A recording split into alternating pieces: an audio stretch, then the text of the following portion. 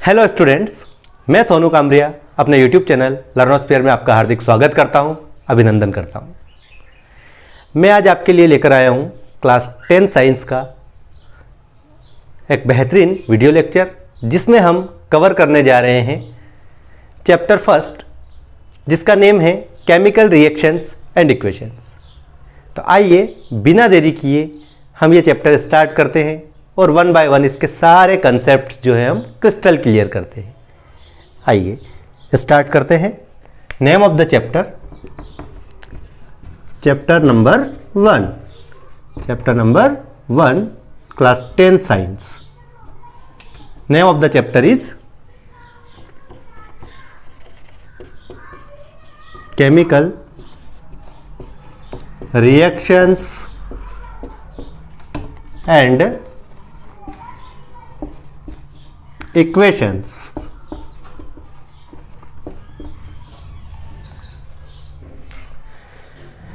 Chemical reactions and equation ये chapter का name है और इसमें ये दो ही टॉपिक हमें कंप्लीटली कवर करने हैं। हमें स्टार्ट करना है केमिकल रिएक्शन से। पहले हमें केमिकल रिएक्शन के बारे में सब कुछ जानना है। केमिकल रिएक्शन होती क्या है, कितने टाइप की होती है, फिर केमिकल रिएक्शंस के एग्जाम्पल्स क्या क्या है, फिर हमें केमिकल इक्वेशन के बारे में पढ़ना है, जिसमें हम जानेंगे कि केमिकल इक्वेशन क्या होती है, इसको कैसे लिखा जाता है और इसको बैलेंस कैसे किया जाता है ना। मेन जो हमें सीखना है यही है। उसके अलावा एक कोरोजन और रेंसिडिटी का स्मॉल सा टॉपिक है इसमें, और कुछ केमिकल रिएक्शंस के एग्जाम्पल्स है ना, कुछ टाइप्स है, डिफरेंट टाइप की केमिकल रिएक्शंस है। तो वन बाय वन हम सभी को कवर करने जा रहे हैं। तो आइए सबसे पहले हम जानते हैं कि केमिकल रिएक्शंस होती क्या है ना। Actually what are chemical reactions, ये हमें सबसे पहले जानना है। तो देखिए केमिकल रिएक्शंस क्या है। तो टू और मोर देन टू सब्सटेंस हम ले और उनको आपस में हम मिक्स कर दें, वो एक दूसरे से रिएक्ट करें और कुछ न्यू सब्सटेंस का फॉर्मेशन कर दे।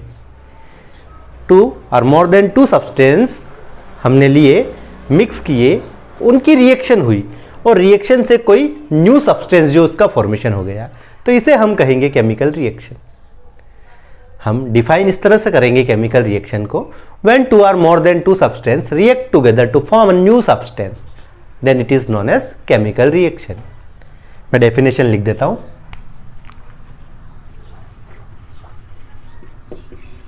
केमिकल रिएक्शन की हम बात कर रहे हैं। देखिए केमिकल रिएक्शन की डेफिनेशन क्या हो जाएगी।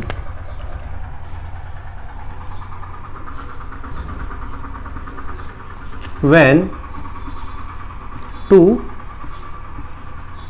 और more than to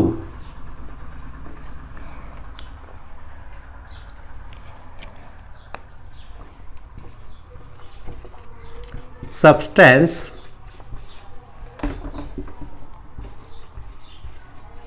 react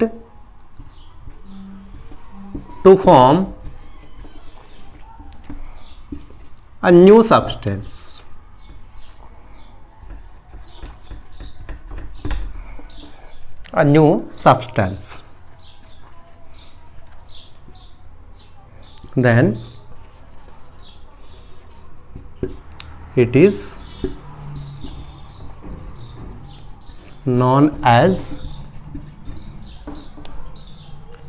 then it is known as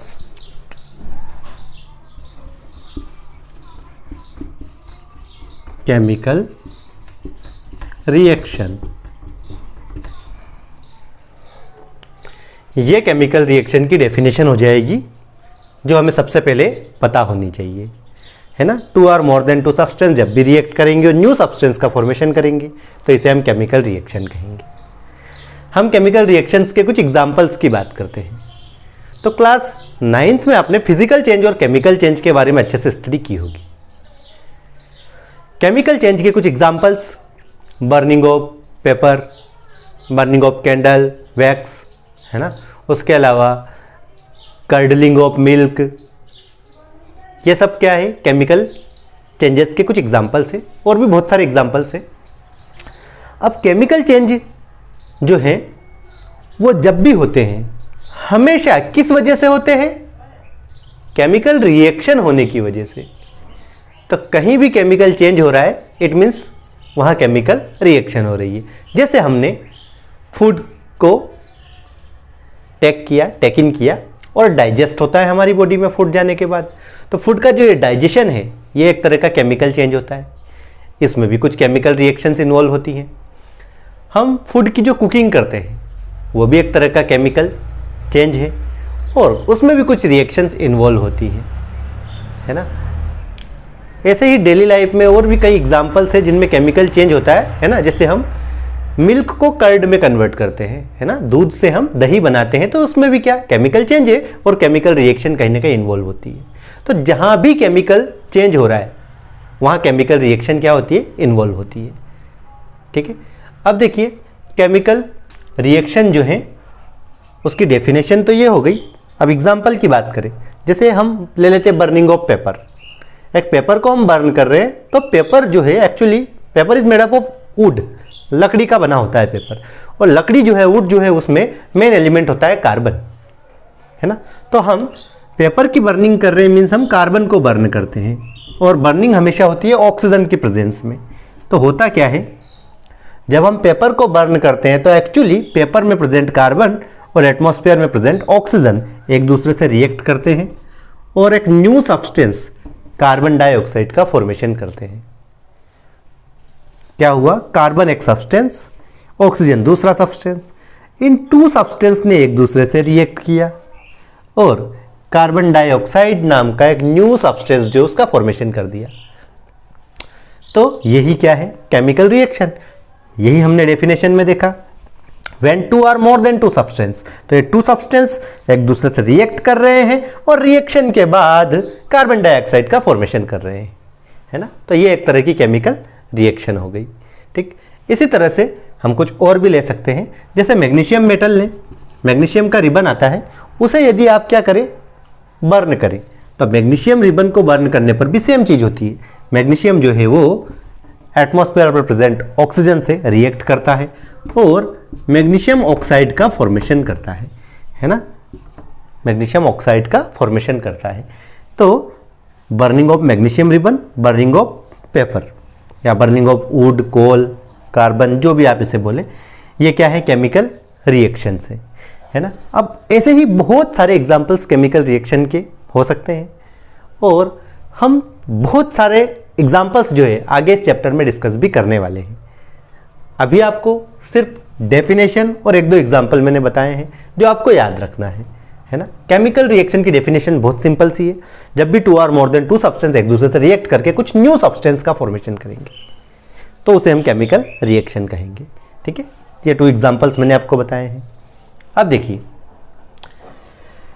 chemical equation की हम बात कर लेते हैं।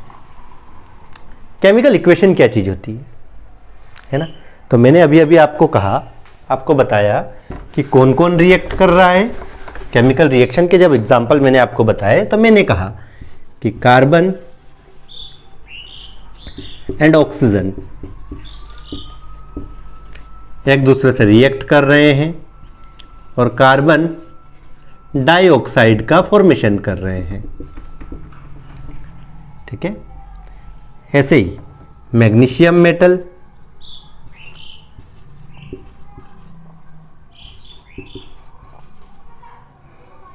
एंड ऑक्सीजन एक दूसरे से रिएक्ट कर रहे हैं और मैग्नीशियम ऑक्साइड का फॉर्मेशन कर रहे हैं। मैग्नीशियम ऑक्साइड का फॉर्मेशन कर रहे हैं। तो अब ये जो मैंने पहले आपको ये वर्ड्स में बताया है ना। मैंने पूरा सेंटेंस आपको बोला है, कार्बन रिएक्ट करेगा ऑक्सीजन से और कार्बन डाइऑक्साइड का फॉर्मेशन होगा। ऐसे ही मैग्नीशियम रिएक्ट करेगा ऑक्सीजन से और मैग्नीशियम ऑक्साइड का फॉर्मेशन होगा। अब यदि इस तरह से वर्ड्स में मैं एक्सप्रेस कर रहा हूं तो ये केमिकल रिएक्शन है।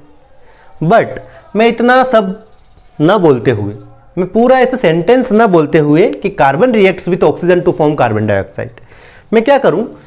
कार्बन, ऑक्सीजन, कार्बन डाइऑक्साइड सबको क्या कर दूं, सिंबॉलिक रिप्रेजेंटेशन कर दूं इनका नेम ना लिखते हुए मैं इन सारे एलिमेंट्स या कंपाउंड्स के सिंबल यहां पर मेंशन करूं और सिंबल की हेल्प से यदि इस केमिकल रिएक्शन को मैं रिप्रेजेंट कर देता हूं, जैसे कि मैंने पहले किया था ये C+O2 CO2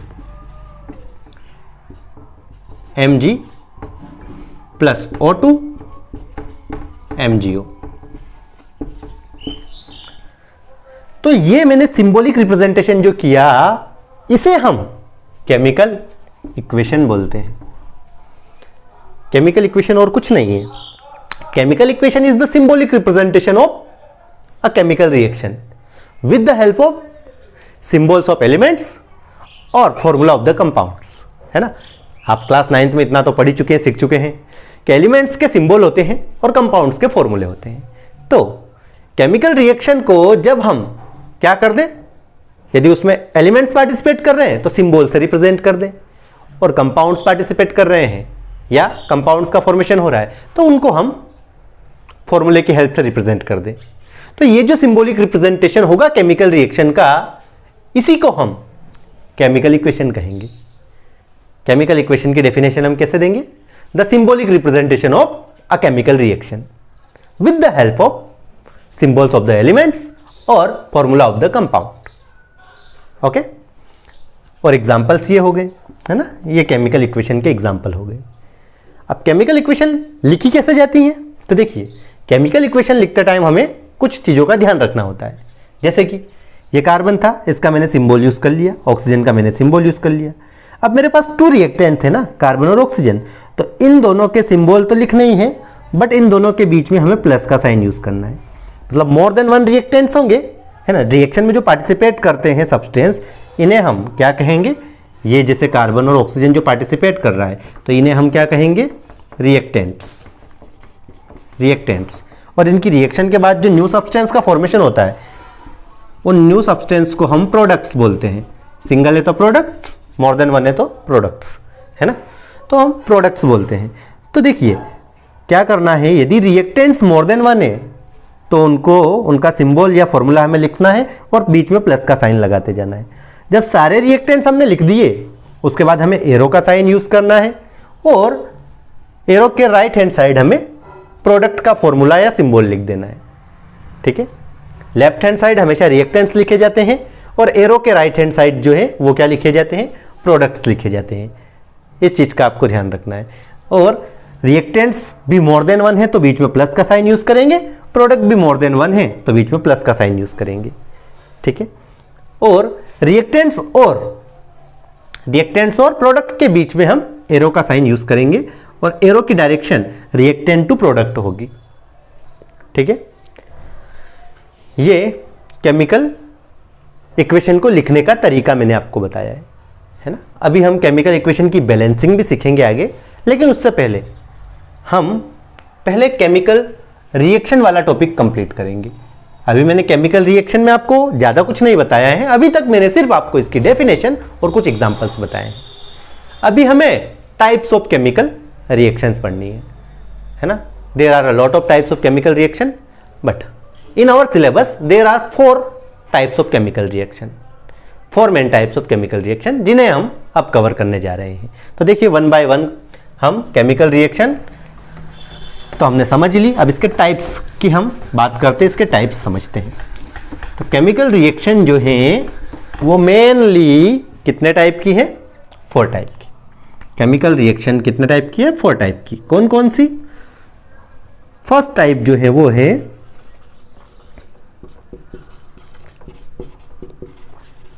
combination reaction. First type कौन सा है, कॉम्बिनेशन रिएक्शन। सेकेंड जो है वो कौन सा है, सेकेंड है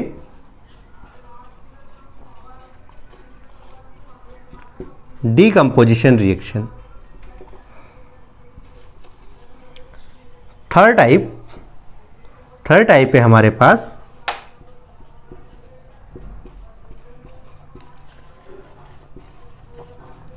डिस्प्लेसमेंट रिएक्शन।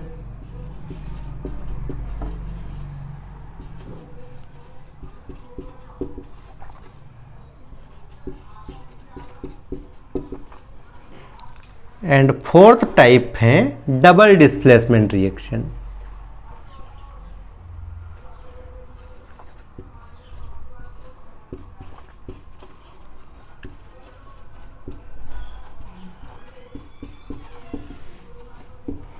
ये 4 टाइप की टोटल केमिकल रिएक्शन जो है ये हमें कवर करनी है, ठीक है। तो अब 1 बाय 1 हम इन सब की डिटेल्स जानेंगे और कुछ एग्जांपल्स इनके हम देखेंगे।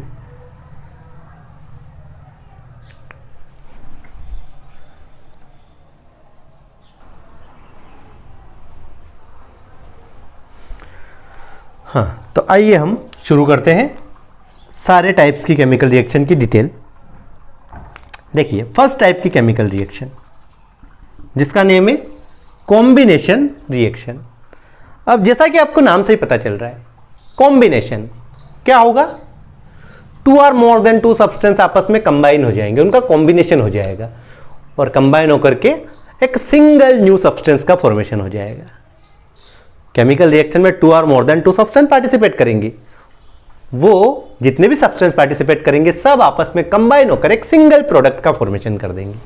तो ऐसी केमिकल रिएक्शन को हम क्या कहेंगे, कॉम्बिनेशन रिएक्शन। जैसे कि अभी हमने केमिकल इक्वेशन और केमिकल रिएक्शन के एग्जांपल देखे थे, वो कॉम्बिनेशन के ही एग्जांपल मैंने आपको बताए थे। जैसे कार्बन एंड ऑक्सीजन, 2 रिएक्टेंट आपस में पार्टिसिपेट कर रहे हैं, दोनों आपस में कंबाइन हो जाते हैं और कंबाइन होकर कार्बन डाइऑक्साइड का फॉर्मेशन कर देते हैं। It is a combination reaction. Magnesium and oxygen आपस में कंबाइन होते हैं और मैग्नीशियम ऑक्साइड का फॉर्मेशन कर देते हैं। It is also an combination reaction. Nitrogen and hydrogen, nitrogen and hydrogen आपस में कंबाइन होते हैं और अमोनिया का फॉर्मेशन कर देते हैं। It is also an combination reaction, है ना। तो ये 2 और मोर देन 2 रिएक्टेंट्स आपस में कंबाइन होकर के एक सिंगल प्रोडक्ट का फॉर्मेशन कर रहे हैं। तो ऐसी केमिकल रिएक्शन को हम क्या, कॉम्बिनेशन रिएक्शन बोलते हैं। क्लियर। अब हम बात करें सेकेंड टाइप की केमिकल रिएक्शन, जिसे हम जानते हैं डीकंपोजिशन रिएक्शन के नाम से। जिसे हम जानते हैं किसके नाम से, डीकंपोजिशन रिएक्शन के नाम से। अब देखिए, डीकंपोजिशन रिएक्शन क्या होती है, कॉम्बिनेशन रिएक्शन की जस्ट अपोजिट। कॉम्बिनेशन रिएक्शन में हमने कहा 2 और more than 2 compounds combine to form a single product. अब डीकंपोजिशन में क्या होगा, एक सिंगल रिएक्टेंट होगा, वो by the heat, by the light और बाय द इलेक्ट्रिसिटी, या तो लाइट की हेल्प से या हीट की हेल्प से या इलेक्ट्रिसिटी की हेल्प से क्या हो जाएगा, डीकंपोज हो जाएगा और डीकंपोज होकर मोर देन 1 प्रोडक्ट का फॉर्मेशन करेगा।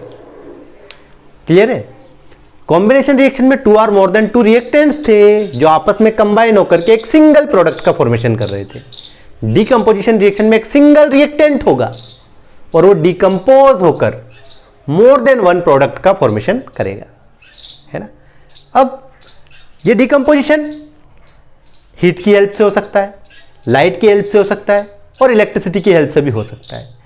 तो इन सोर्सेस के बेस पर कि डीकंपोजिशन रिएक्शन जो है वो किस बेसिस पर हो रहा है, किसकी हेल्प से हो रहा है, उस बेसिस पर डीकंपोजिशन रिएक्शन को हम 3 कैटेगरी में डिवाइड करते हैं। कौन कौन सी 3 कैटेगरी। तो फर्स्ट जो है वो है थर्मोलाइटिक रिएक्शन। फर्स्ट कैटेगरी को हम बोलते हैं थर्मोलाइटिक रिएक्शन। सेकेंड कैटेगरी को हम बोलेंगे photolytic reaction. And last one जो हम बोलेंगे वो इलेक्ट्रोलाइटिक रिएक्शन, है ना, इलेक्ट्रोलाइटिक डीकंपोजिशन। तो डीकंपोजिशन रिएक्शन को हमने 3 कैटेगरी में कैटेगराइज कर दिया, thermolytic decomposition, photolytic decomposition and electrolytic decomposition. अब देखिए, ये थर्मोलाइटिक डीकंपोजिशन जो है, इसमें थर्मो वर्ड जो है वो इंडिकेट कर रहा है टेम्परेचर को, ठीक है। और टेम्परेचर मीन्स हीट, है ना। टेम्परेचर और हीट एक दूसरे से रिलेटेड है। हीट सप्लाई करेंगे तो ही टेम्परेचर इंक्रीज होगा और हीट रिलीज होगी तो टेम्परेचर डिक्रीज होगा। तो डायरेक्टली इनडायरेक्टली थर्मो वर्ड का मीन्स है हीट। तो यदि क्या डीकंपोजिशन रिएक्शन हीट की हेल्प से हो रही हो तो ऐसी रिएक्शन को हम थर्मोलाइटिक डीकंपोजिशन कहेंगे। जैसे फॉर एग्जांपल मैं लेता हूं calcium carbonate CaCO3, calcium carbonate, और इसको मैं हीट कर देता हूं, है ना, हीट सप्लाई करता हूं। ये डेल्टा का साइन है जो हीटिंग के लिए यूज किया जाता है ना।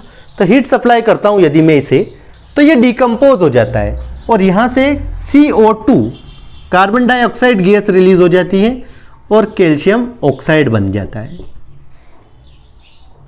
तो एक सिंगल रिएक्टेंट है, हीट सप्लाई करने पर क्या हुआ, यह डिकम्पोज हो गया और 2 प्रोडक्ट का फॉर्मेशन कर दिया। हुई ना decomposition reaction, single reactant decompose हुआ 2 और मोर देन 2 प्रोडक्ट्स का फॉर्मेशन हुआ, मींस डिकम्पोजिशन हो गई। अब डिकम्पोजिशन हुआ due to the heat, heat की वजह से, तो ये क्या हो गई, थर्मोलाइटिक डिकम्पोजिशन। क्लियर। अब बात करें फोटोलाइटिक डिकम्पोजिशन की, तो फोटोलाइटिक में जो फोटो वर्ड है ये रिलेटेड है लाइट से, है ना। यहां थर्मो का मीन्स था हीट, है ना, टेम्परेचर या हीट। यहां फोटो का मीन्स है लाइट, और यह इलेक्ट्रो जो वर्ड है इसका मीन्स है इलेक्ट्रिसिटी, इलेक्ट्रिसिटी। ठीक है। अब देखिए ऐसी डिकम्पोजिशन रिएक्शन जो लाइट की हेल्प से होगी उसे हम क्या कहेंगे, photolytic decomposition. For example AgBr या AgCl, AgBr नहीं लेते हम, AgCl लेते, AgCl सिल्वर क्लोराइड। ठीक है। यदि इसको हम क्या करें, सनलाइट के अंदर रख दें, तो in the presence of sunlight, in the presence of sunlight ये डिकम्पोज हो जाता है ना, ये डिकम्पोज हो जाता है और Ag प्लस Cl2 सिल्वर और क्लोरीन बन जाता है। देखिए एक सिंगल रिएक्टेंट डिकम्पोज हुआ और 2 प्रोडक्ट बने ड्यू टू सनलाइट, है ना, with the help of sunlight ये डिकम्पोजिशन रिएक्शन हुई, इसलिए इसको फोटोलाइटिक डिकम्पोजिशन कहेंगे। AgCl की जगह आप AgBr भी ले सकते हैं इसके एग्जाम्पल में, है ना, तो उस केस में Ag एंड Br बन जाएगा, सिल्वर एंड ब्रोमीन। अब इलेक्ट्रोलाइटिक डिकम्पोजिशन की बात करें तो किसी केमिकल में आपने इलेक्ट्रिसिटी सप्लाई कर दी, किसी केमिकल का सॉल्यूशन बनाया, इलेक्ट्रिसिटी सप्लाई कर दी। इलेक्ट्रिसिटी सप्लाई करने से उस कंपाउंड के अंदर प्रेजेंट एलिमेंट्स अलग अलग हो गए, सेपरेट हो गए, डिकम्पोजिशन हो गया, तो ये क्या हो जाएगा, इलेक्ट्रोलाइटिक डिकम्पोजिशन। फॉर एग्जांपल आपने वाटर ले लिया, है ना, H2O वाटर, और वाटर में आपने इलेक्ट्रिसिटी सप्लाई कर दी। ठीक है, इलेक्ट्रिसिटी सप्लाई कर दी, क्या होगा, वाटर का हाइड्रोजन और ऑक्सीजन अलग अलग हो जाएगा, सेपरेट हो जाएगा, है ना। 2H2O लेंगे तो H2 एंड O2 सेपरेट हो जाएगा, तो H2O का डिकम्पोजिशन हो गया with the help of electricity या ड्यू टू द इलेक्ट्रिसिटी। ठीक है, तो इलेक्ट्रिसिटी सप्लाई करने पर यह डिकम्पोजिशन रिएक्शन कंप्लीट हुई, इसलिए इसे हम इलेक्ट्रोलाइटिक डिकम्पोजिशन कहेंगे। कौन सा डिकम्पोजिशन कहेंगे, इलेक्ट्रोलाइटिक डिकम्पोजिशन। ठीक है। अब थर्ड टाइप की हमारी केमिकल रिएक्शन जो कि है डिस्प्लेसमेंट रिएक्शन, इसके बारे में हम डिटेल जानेंगे। देखिए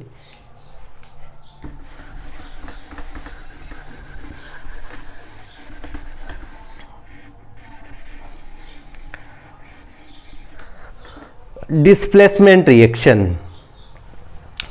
देखिए डिस्प्लेसमेंट रिएक्शन एक टाइप की केमिकल रिएक्शन होती है जिसमें more reactive element less reactive element को सॉल्यूशन में से डिस्प्लेस कर देता है। नहीं समझ आया, ध्यान दीजिए। हमने कंटेनर लिया और इस कंटेनर के अंदर हमने कॉपर सल्फेट का सॉल्यूशन लिया, कॉपर सल्फेट सॉल्यूशन इसमें हमने फिल कर लिया। अब हम इसमें आयरन का कोई ऑब्जेक्ट, फॉर एग्जांपल आयरन की नेल या आयरन से बनी हुई ब्लेड हमने इसमें डाल दी। ठीक है, तो इस कॉपर सल्फेट सॉल्यूशन के अंदर जो एक कॉपर मेटल प्रेजेंट है ये आयरन से होती हैं लेस रिएक्टिव, ये आयरन से लेस रिएक्टिव होती हैं और आयरन जो है वो कॉपर से मोर रिएक्टिव होता है। तो होगा क्या कि इस सॉल्यूशन में से ये जो लेस रिएक्टिव एलिमेंट है इसे ये मोर रिएक्टिव एलिमेंट डिस्प्लेस कर देगा। डिस्प्लेस का मतलब क्या, इसे हटा देगा और इसकी जगह खुद जाकर फिट हो जाएगा, है ना। डिस्प्लेसमेंट का मीन्स ये है एक को हटाना और उसकी जगह खुद जाकर फिट हो जाना, ठीक। तो ये इस तरह की कुछ इक्वेशन होगी। CuSO4 है, आयरन इससे रिएक्ट करेगा, आयरन जो है इस कॉपर को डिस्प्लेस करेगा तो कॉपर यहाँ से हट जाएगा, सेपरेट हो जाएगा और इस कॉपर की जगह आयरन आ जाएगा तो FeSO4 बन जाएगा और कॉपर अलग हो जाएगा। ये हुई displacement reaction. Displacement is a type of chemical reaction. Displacement reaction is a type of chemical reaction in which a more reactive element displaces a less reactive element, ठीक है। एक ऐसी केमिकल रिएक्शन जिसमें more reactive element less reactive element को displace कर देता है ना, सॉल्यूशन के अंदर से डिस्प्लेस कर देता है, उसे हम क्या कहेंगे, डिस्प्लेसमेंट रिएक्शन, ठीक है। अब देखिए आपको ये कैसे पता चले कौन सा एलिमेंट मोर रिएक्टिव है कौन सा लेस रिएक्टिव है, ठीक है। तो इसके लिए हम मेटल एंड नॉन मेटल्स वाला एक चैप्टर पढ़ेंगे, चैप्टर नंबर 3। उसमें मेटल रिएक्टिविटी सीरीज हम पढ़ेंगे। वो मेटल रिएक्टिविटी सीरीज पढ़ने के बाद आपको ये क्लियर हो जाएगा कि हाँ कौन सा एलिमेंट उस मेटल रिएक्टिविटी सीरीज में ऊपर आता है, कौन सा नीचे आता है। जो उस मेटल रिएक्टिविटी सीरीज में ऊपर की तरफ आता है वो मोर रिएक्टिव एलिमेंट होता है और जो नीचे की तरफ आता है वो लेस रिएक्टिव एलिमेंट होता है। तो आपको मेटल रिएक्टिविटी सीरीज इसके लिए पढ़नी पड़ेगी, ठीक है। वो पढ़ेंगे तो आपको ये क्लियर हो जाएगा मोर रिएक्टिव एलिमेंट कौन है और लेस रिएक्टिव एलिमेंट कौन है ना। एक ये कॉपर सल्फेट सॉल्यूशन का कलर याद रखिएगा, ये जनरली किस कलर का होता है, ब्लू, ठीक है, ब्लू कलर का होता है। इसमें आयरन नेल डिप करते हैं तो इसका कलर जो है वो चेंज हो जाता है, इसका कलर जो है वो चेंज हो जाता है, ठीक है। अब देखिए डबल डिस्प्लेसमेंट रिएक्शन की हम बात करें, डबल डिस्प्लेसमेंट रिएक्शन की हम बात करें तो डिस्प्लेसमेंट आपको समझ में आया है। तो डबल डिस्प्लेसमेंट नाम से पता चल रहा है, इससे कहीं ना कहीं मैच करता हुआ है। देखिए क्या होगा, यहाँ एक एलिमेंट ने दूसरे को डिस्प्लेस किया था, इस दूसरे ने किसी को डिस्प्लेस नहीं किया, वो बेचारा शरीफ बंदा था, सेपरेट निकल गया। अब देखिए मान लो 2 कंपाउंड है हमारे पास, कौन कौन से, हम 2 कंपाउंड्स लेते हैं और डबल डिस्प्लेसमेंट रिएक्शन समझते हैं उस एग्जांपल से जो आपकी एनसीईआरटी में आपको मेंशन किया गया है। Sodium sulphate and barium chloride का एग्जांपल हम लेते हैं। देखिए आपके पास है Na2SO4 जिसका नेम है सोडियम सल्फेट और एक तरफ है बेरियम क्लोराइड BaCl2। ये 2 कंपाउंड्स हैं, इन 2 कंपाउंड्स के सॉल्यूशन को आपने आपस में मिक्स किया तो ये सोडियम और बेरियम ऑलमोस्ट सेम रिएक्टिविटी वाले होते हैं, इनकी रिएक्टिविटी सिमिलर होती है, कोई किसी से ज़्यादा रिएक्टिव नहीं है, कोई किसी से कम रिएक्टिव नहीं है।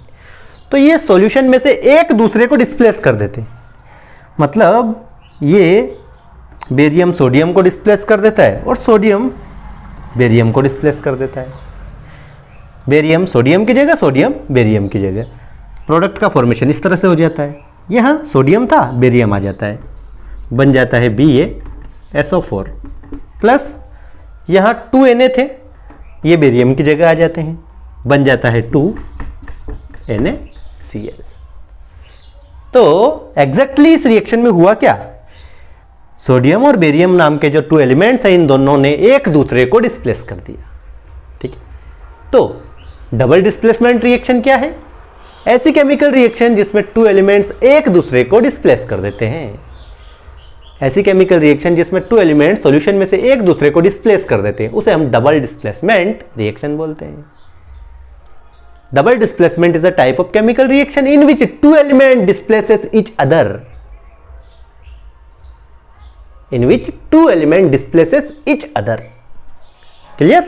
Example, when sodium sulfate reacts with barium chloride, barium sulfate and sodium chloride is formed. ठीक है। तो ये चारों टाइप की जो केमिकल रिएक्शन है ये हमने आज के इस वीडियो लेक्चर में कवर कर ली। अब कुछ और भी केमिकल रिएक्शन हमारे सिलेबस में मेंशन्ड है। मेन ये 4 टाइप की थी। अब कुछ रिएक्शन, हाँ, जैसे on the basis of heat, है ना, कुछ रिएक्शन जैसे मैंने अभी आपको डीकंपोजिशन रिएक्शन में बताया था। क्या बताया था? ये बताया था कैल्शियम कार्बोनेट है, इसे हीट सप्लाई की जाए तो ये हीट को एब्जॉर्ब करता है और डिकम्पोज होकर कैल्शियम ऑक्साइड और कार्बन डाइऑक्साइड बना देता है। ठीक है, तो मतलब कुछ केमिकल रिएक्शन ऐसी होती है जिनमें हीट एब्जॉर्ब होती है, रिएक्टेंट जो है वो हीट को एब्जॉर्ब करता है और एब्जॉर्ब करने के बाद डिकम्पोज होता है। तो ऐसी सारी केमिकल रिएक्शन जिनमें रिएक्टेंट जो है हीट को एब्जॉर्ब करते हैं और उसके बाद रिएक्शन करते हैं, उन्हें हम एंडोथर्मिक केमिकल रिएक्शन बोलते हैं। कौन सी केमिकल रिएक्शन बोलते हैं? उन्हें हम एंडोथर्मिक केमिकल रिएक्शन बोलते हैं। एंडोथर्मिक केमिकल रिएक्शन, ये ध्यान रखना है आपको। ऐसी रिएक्शंस जिनमें रिएक्टेंट मॉलिक्यूल्स हीट को एब्जॉर्ब करने के बाद डिकम्पोज होते हैं या उसके बाद रिएक्शन करते हैं, उन रिएक्शंस को एंडोथर्मिक केमिकल रिएक्शन बोलते हैं। और कुछ केमिकल रिएक्शन ऐसी भी होती हैं जिसमें रिएक्टेंट एक दूसरे से रिएक्ट करते हैं तो हीट प्रोड्यूस होती है। जैसे कॉम्बिनेशन रिएक्शन का एग्जांपल बताया था मैंने आपको भी। कार्बन को यानी पेपर को, लकड़ी को, वुड को, है ना, कोल को हम बर्न करते हैं, जलाते हैं तो ऑक्सीजन से रिएक्ट करता है वो, और क्या बनाता है? कार्बन डाइऑक्साइड का प्रोडक्शन करता है और साथ में हीट भी तो प्रोड्यूस होती है। हीट भी तो प्रोड्यूस होती है मेरे भाई। पेपर को जलाएंगे, हीट प्रोड्यूस नहीं होगी। लकड़ी को जलाएंगे, हीट प्रोड्यूस होगी। एलपीजी गैस जो हम घर पे चलाते हैं उसमें भी क्या है? हीट प्रोड्यूस होती है। और उसमें भी मेन क्या है? कार्बन ही है, कार्बन को ही जला रहे हैं। तो मतलब ऐसी केमिकल रिएक्शन जिनमें क्या? हीट प्रोड्यूस होती है। रिएक्टेंट मॉलिक्यूल रिएक्शन करते हैं तो उससे हीट प्रोड्यूस होती है। ऐसी केमिकल रिएक्शन को हम एक्सोथर्मिक केमिकल रिएक्शन बोलते हैं। एक्सोथर्मिक केमिकल रिएक्शन, ये याद रखना है आपको। एक्सोथर्मिक केमिकल रिएक्शन, है ना, reactions in which heat is produced. Reactions in which heat is produced during the completion of reaction, है ना। रिएक्शन कंप्लीट होने के दौरान जिन केमिकल रिएक्शन में हीट प्रोड्यूस होती है उन्हें हम क्या बोलते हैं? Exothermic chemical reaction. One more example यदि हम दें इसका एक्सोथर्मिक का, तो देखिए कैल्शियम ऑक्साइड CaO, जब इसकी रिएक्शन वाटर से होती है तो कैल्शियम हाइड्रोक्साइड बनता है और साथ में हीट रिलीज होती है। ठीक है, तो ये भी क्या हो गई? एक तरह की एक्सोथर्मिक केमिकल रिएक्शन।